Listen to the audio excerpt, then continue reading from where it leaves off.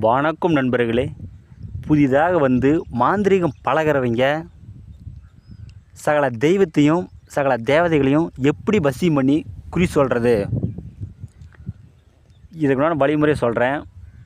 நிறைய நண்பர்கள் வந்து கேட்டிருந்தாங்க, ஐயா நான் நிறைய தேய்ச்சி எடுத்துட்டேன், நான் எது செஞ்சாலும் வெற்றியாக மாட்டேங்குது அப்படின்னு சொல்லியிருந்தாங்க. மாந்திரீகம் பழகணும்னு ஆசைப்படுறவங்க நல்ல குருவை வந்து தேர்ந்தெடுங்க. ஏன்னா நல்ல குருவோட வழிகாட்டில் போனால் தான் நம்ம எந்த வேலை செஞ்சாலும் சரி வெற்றியாகும். இரண்டாவது வந்து நீங்கள் கட்டின மனைவியை தவிர வேறு எந்த பொண்ணையும் நீங்கள் தப்பான கண்ணோட்டத்தில் பார்க்கக்கூடாது.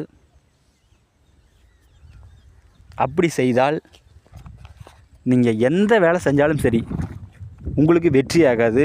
கட்டின மனைவியை தவிர வேறு எந்த பொண்ணையும் தப்பான கண்ணோட்டத்தில் பார்க்காதீங்க.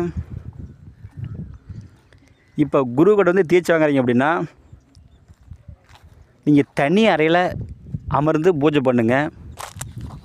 நீங்களே சாப்பாடு செஞ்சு சாப்பிட்டு பூஜை பண்ணுங்கள். காலை மாலை 2 வேளையும் பூஜை பண்ணுங்கள். 2 வேளையும் குளிச்சுட்டு தான் பூஜை பண்ணணும். 21 நாளோ அல்லது 48 நாளோ குருநாதர் வந்து எத்தனை நாள் சொல்கிறாரோ அத்தனை நாள் வந்து பூஜை பண்ணுங்கள்.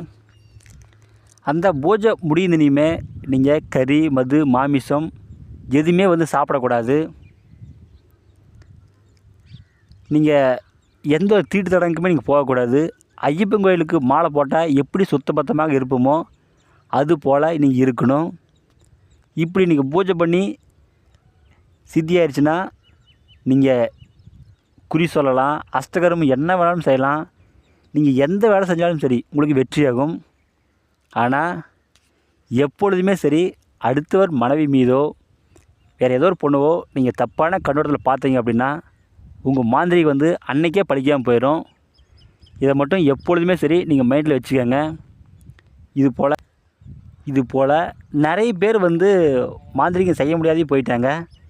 ஏன்னா பெண்கள் மீது நம்ம ஆசைப்படக்கூடாது. இந்த வீடியோ வந்து பிடிச்சிருந்தா எல்லாத்தையும் ஷேர் பண்ணுங்கள், சப்ஸ்கிரைப் பண்ணுங்கள்.